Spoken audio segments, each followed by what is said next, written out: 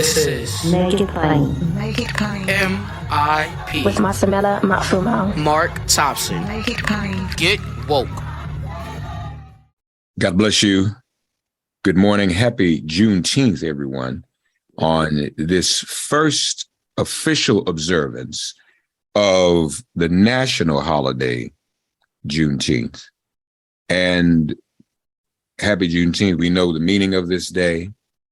Although the meaning is mixed, this was a holiday that we didn't necessarily march for like we did for justice for George Floyd and Breonna Taylor, but it was given to us, I think, obviously not I think, I know, as a way to kind of give us something, make us feel better about something. We had already been celebrating Juneteenth as a people.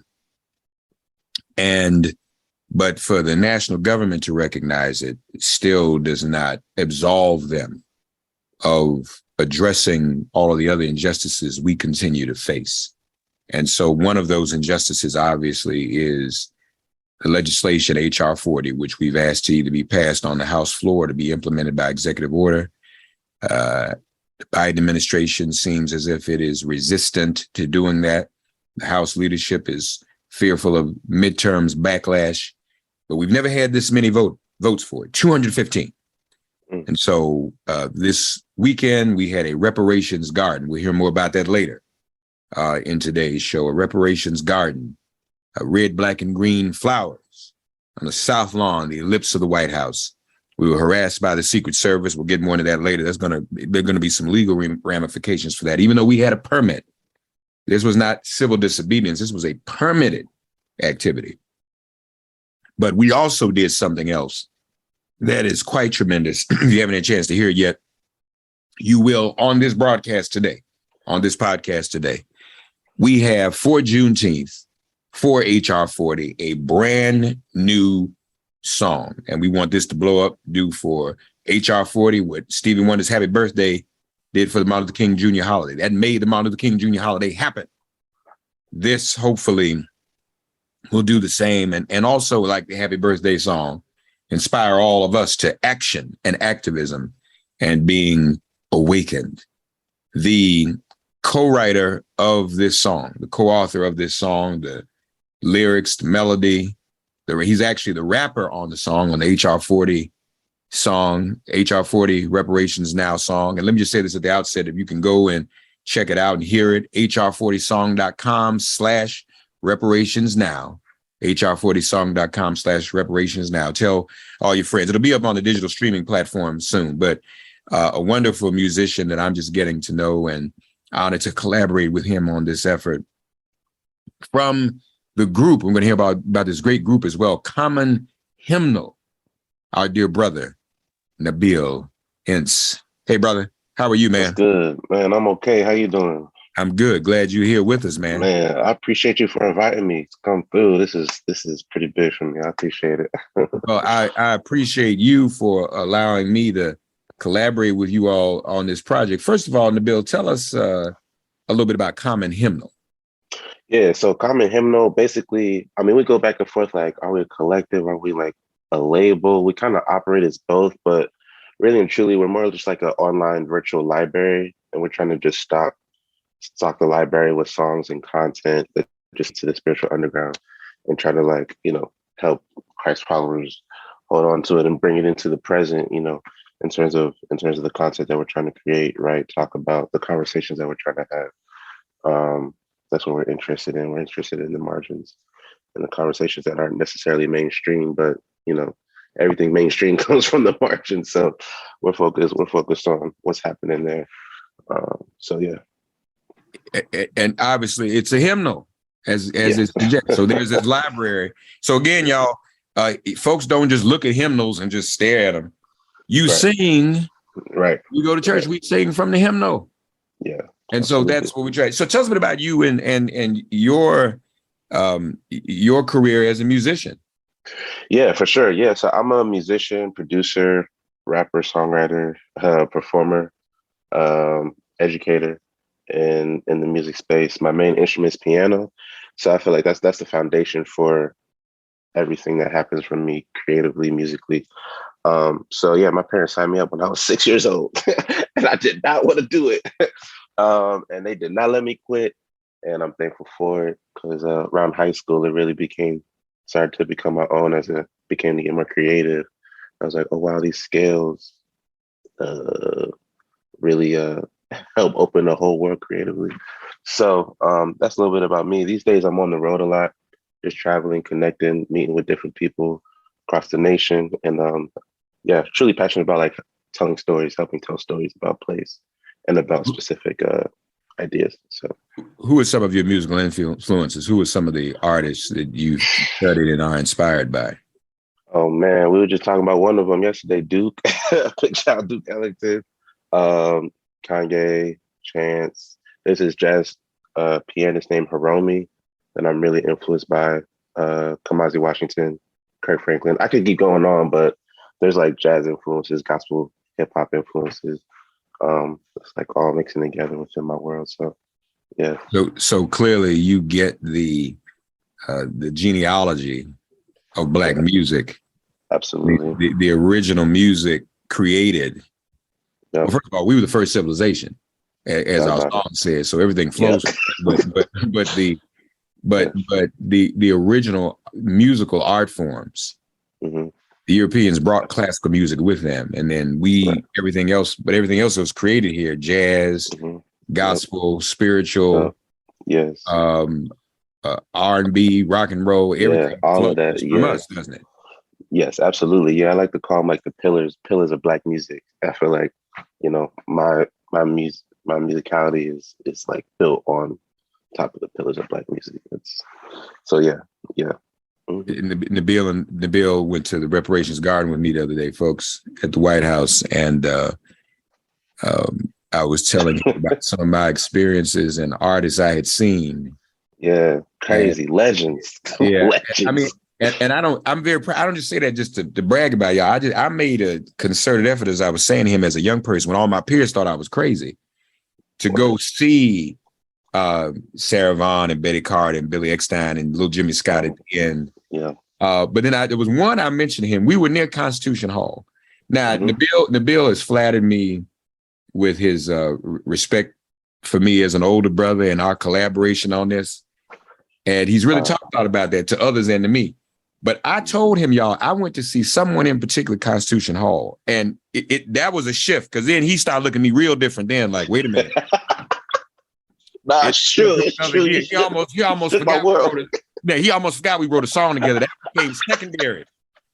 He wrote a song, and then he ain't saying anything else about the song we wrote together. So right. Me working with. But I said that, yo, the look on the brother's face, he was like, and I don't even know how often I've shared this with the audience, y'all, but I was at Georgetown. I guess I was a freshman or sophomore, and Fela was in town.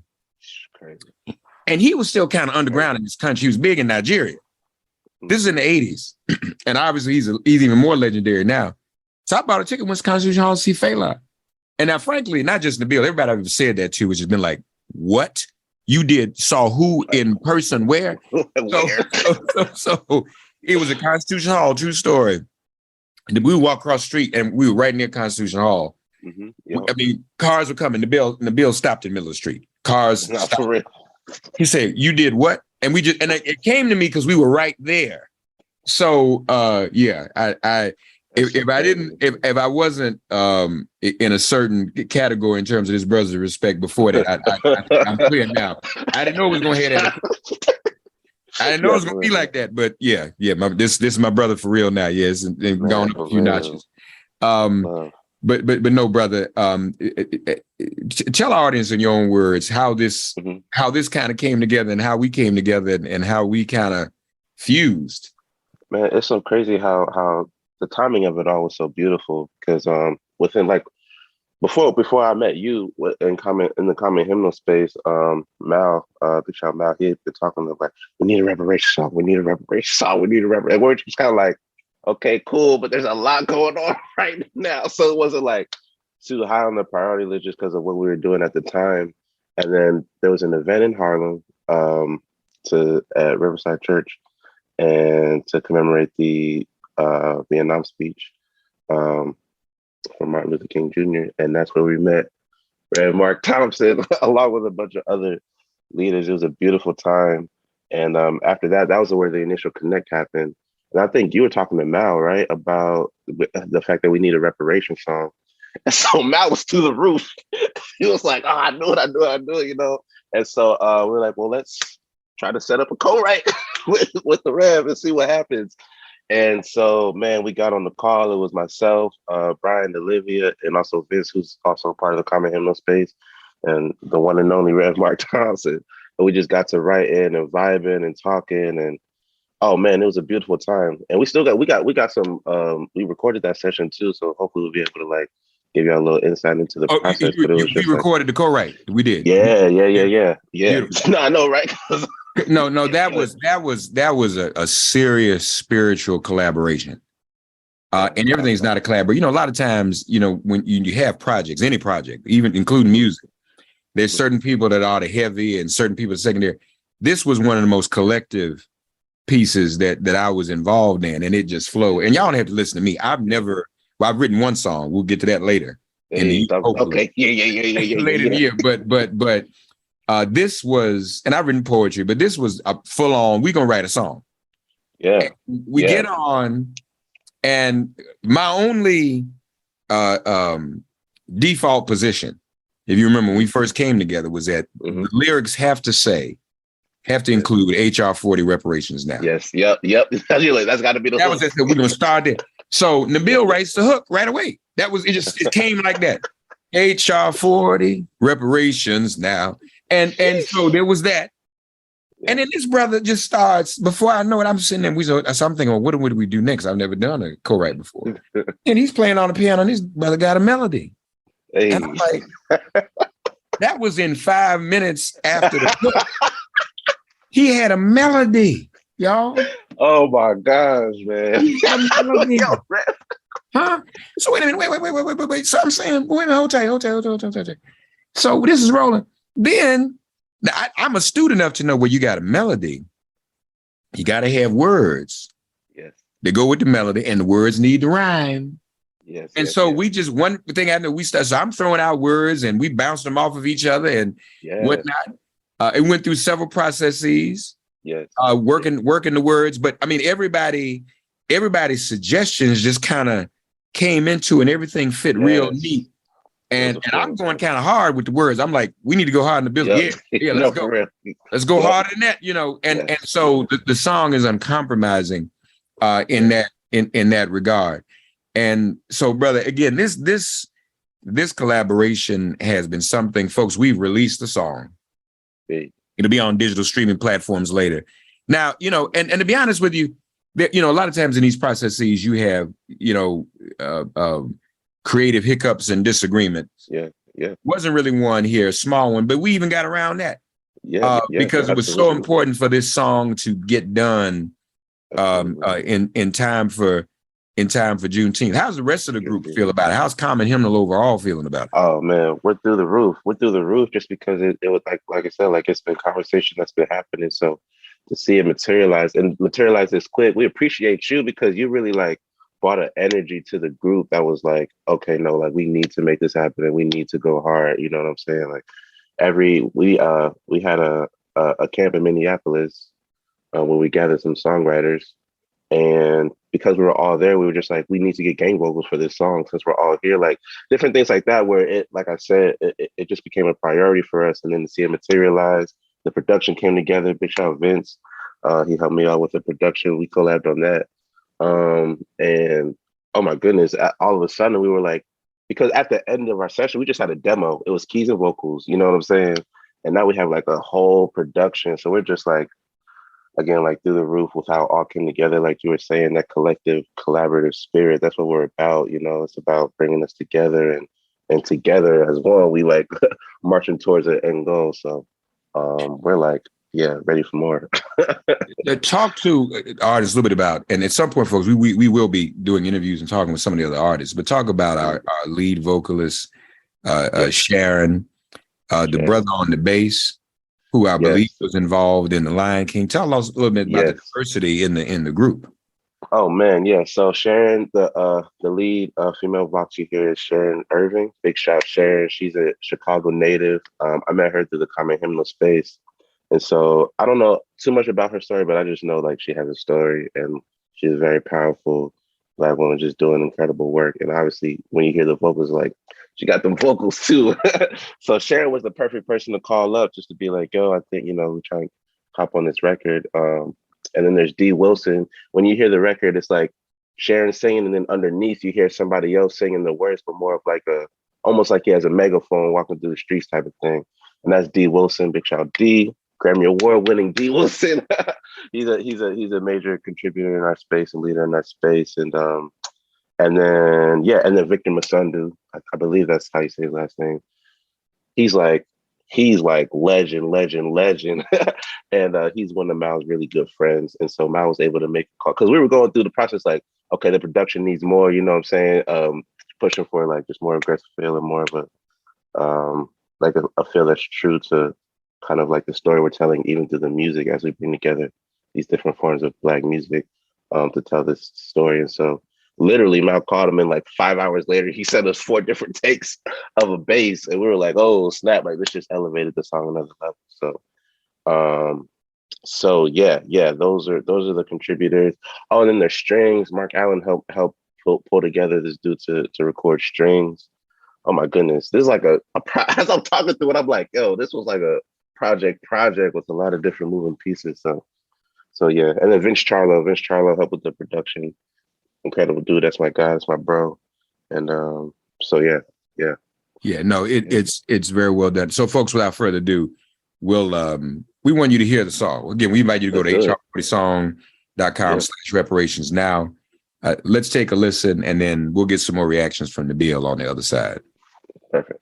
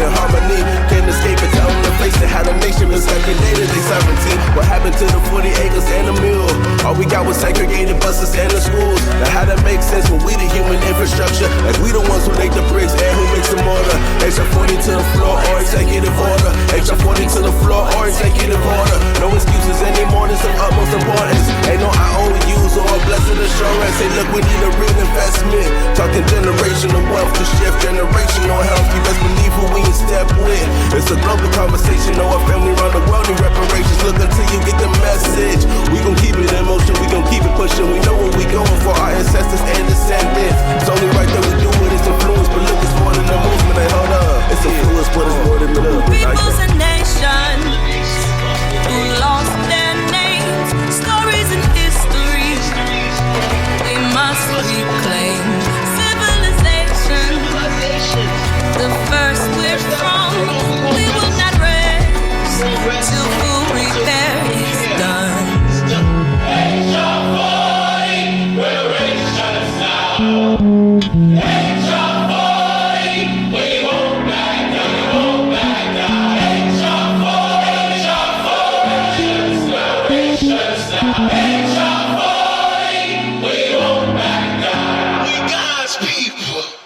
That's our song, folks. I hope you're inspired. You know, Nabil and I were talking the other day, and I thought it was just me. So you know, you do this work. First of all, no. You called it a record. People still say that. Yeah. I didn't know you could still call something a record. You know, it's crazy. I didn't start saying it until I got around people like kind of involved in the music business, I guess. And that's like that terminology is still very much used. But it is like a throwback too. So it makes me feel kind of like I'm connected to, you know what I'm saying, generations before me. Yeah. Now, me, on the other hand, I wouldn't say it because I want, you know, folks to think I'm young and hip like you. And nobody say record no more. You up here saying record. All right, okay, I got it. Hey. But I like that, though. I like that. Because at the end of the day, it is a record. That's what it is. Yeah. You know, we were talking the other day, and I thought it was just me. And I was expressing the full range of emotions I have listening to the song, even at different times. Like I might have an emotional response in one way. One where I'm inspired, ready to march. The other day, I wept. The lyrics and the graphic nature of the lyrics made me weep, and the melody is so beautiful. And you were agreeing with me how you know absolutely you have different emotions as well. Yeah, it was yeah. So it was so crazy because when you were saying that, I was thinking the same thing. I was just like, man, because in one sense, you know, it's a groove, you know what I'm saying? You can really get to it, really step to it, move to it, march to it. And the way the melody interacts with the story that's being told. I remember like early in the session, you were like, let's tell the story, you know, from the beginning. Let's like tell the story and make sure the story. And we were talking even the other day about how we couldn't fit everything. We weren't able to fit everything in, but we did fit it in, and the way it flows, it hits a special place in my heart, especially because my grandparents been on my mind a lot over the past couple of weeks. And, you know, my my grandma's mom was a sharecropper, you know, and so that was like the story that she was born into. And so just to know that we're not far removed from, you know, slavery, like even me being young in the year 2022, you know what I'm saying? And so just thinking back to how, this story affects all the generations and us, it's like, wow.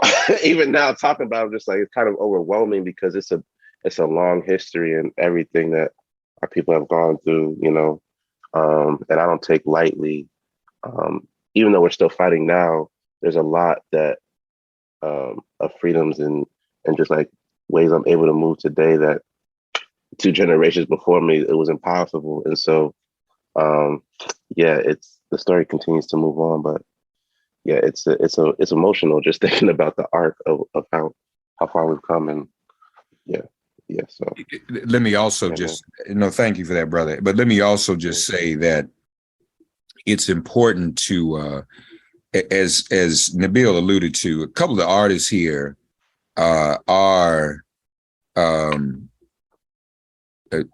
brothers from the diaspora, brothers from the continent. Yeah.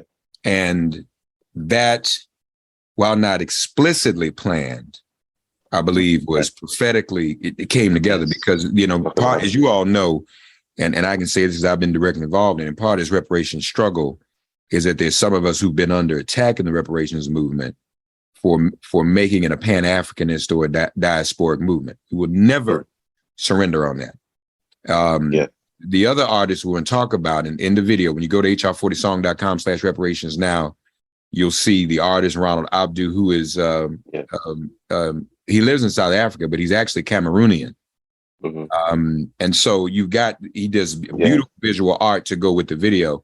The thing about Common Hymnal, it kind of forces a diversity of art because everybody's so spread out in Common Hymnal. Because everybody's calling me, can you bring them all to this location and perform? I was like, no, it don't really work that way. Right. You got plane ticket money. Right. Then it get back up a bit. But so you know, and that's extraordinary. And so it's hard to do a video with everybody in one place. Right. No, yeah, no. Right. So then you get, Malcolm, and we want to shout out Malcolm Duplessis of South Africa himself, who what's Malcolm's title? I don't know, other than main texter. Main texter, I'll say aggregator. Texter in chief. Yeah, main instigator. Yeah. He's sort of the aggregator of the group. And so Malcolm said, we got a visual artist. And I was like, bet. And it really fits. And I've gotten a lot of responses in addition to the song, to the visual art itself. And so you all can see that when you go to the website and all of that. And again, please share it. If you want to do anything on this Juneteenth, we got a lot more work to do. We're not free yet. Right. Talk about it. Brittany Griner is not free yet. When sisters and brothers still languishing under conditions of mass incarceration in the carceral state, you still got Black Panthers in prison. Yes. We still don't have DC statehood. Yes. We still don't have reparations. We still don't have an end to violent policing. Right. All right. Yeah. So folks, let's not just hang out and barbecue on this day. Let's let's spread the word, listen to the song, share it with your friends. Nabil, we thank you, brother. And there's going to be much more to come. We already talking about remix. Hey, come on now. Hey, hold up now. Hold up now. Have no idea. They don't know what they done. Worst thing they should not have put us together, man. Yeah, I never should have done it. Never should have done it. Never should have come together. And worst of all, to validate and enable me as a producer and songwriter. I know I got another friend like that call me and they said, why would they do that for you? Do they realize what they've done? You ain't nobody gonna ever tell you that. We were joking the other day saying me and Nabil gonna be the next Gamble and Huff. I'm gonna reach out to them. Hey, look here, y'all, look out. Hey, we coming. We gonna be the next Gamble and Huff for the movement. Talk about it, man. But no, this has truly been. It's not at all about arrogance or self-promotion. It's about love, and that's what Happy Birthday. I remember when Happy Birthday came out. And we sing that song to this day for what it meant. Classic. Yeah. And so now Nabil and myself and Common Hymnal have something in common with Stevie Wonder that nobody else had. We're the only ones to have published songs in support of legislation, and particularly John Conyers legislation. Because John Conyers, those 2 bills he introduced every year. After Dr. King died, quite after. When Dr. King passed, he introduced the King Holiday Bill every year.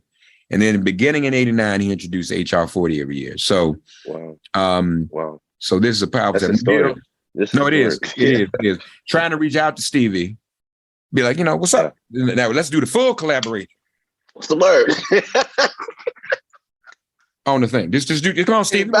What's up? But you gotta catch Stevie at the right time. We working on it. We going and some friends working on that too. It's like, yo, you need to hear what these brothers have done. These brothers and sisters have done. Absolutely. Sharon's voice is impeccable. Oh my goodness. Yeah.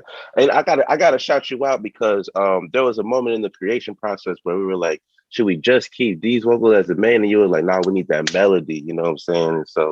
And so getting Sharon, it was kind of a funny coincidence / perfect timing of how like Sharon was able to record, and then we were like, oh wow, these 2 vocals sound great together, but like keeping that melody, because like you see, we need people to sing the song. Like this is a singable song. Like the melody is quick to learn, you know what I'm saying, and really easy to digest. So well, and I appreciate that, brother. No, we wanted a song. Even Sheila Jackson Lee said, this is a sing along. She said, I like this. Congresswoman Sheila Jackson Lee, the lead sponsor of the bill. She's excited about it. So there's that. And Sharon's voice was so great. I mean, again, I was saying to Nabil, I had the pleasure of seeing, and I've always been partial to female jazz vocalists, but they had the pleasure of seeing Sarah. Oh my goodness! I can't believe every time you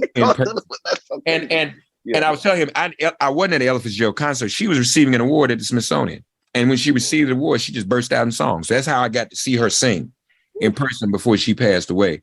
And there's something about that female voice, that female presence, and that melody is so exquisite and beautiful. And singable. So, brother, it's a race right now, because now I already heard from a pastor. He's about to teach it to his choir. Yeah. He's about to get the full choir and Sanctuary do their own video. So, I mean, and others of you, get it to church, get it to your choirs. Yes. Absolutely. Sing it. That's the idea. Absolutely. Yes. That's the idea. HR40song.com. Yes, we need to spread. Yes. That's right. Absolutely. HR40song.com/reparations. Now, this would not be the last you hear, Nabil. This would not be the last collab. We got a little something else in our back pocket we working on. Hold up now. Get ready. Hey, I'm ready. Never should have brought us together. You know, look. You know, brother, you know what this means? What's up? You know, it means you and I can never fly on the same plane. Why you saying that? There's Air Force One and there's Air Force Two for a reason. All right. If there's an accident, you can't have the two leaders. Yes. Right. Oh, man. Same accident on the same plane. When Dick Gregory was alive, that's what we did. We never flew on the same plane together. So now that we, now that we're collaborators in this kind of work, we got so if anything happens to one of us, the other one can't go on. Hey man, we about to go stupid crazy. And it's just the first, like we not like we didn't even meet, like we didn't even like start this song right at the beginning of the year. So imagine like a year from that date, like everything that man. We were at, you all remember, we were at April 4th. We commemorated Dr. King's speech while I opposed the Vietnam War, and Nabil and the group performed. And I'd seen them before online, heard them in other places, but being in their physical presence, blown away.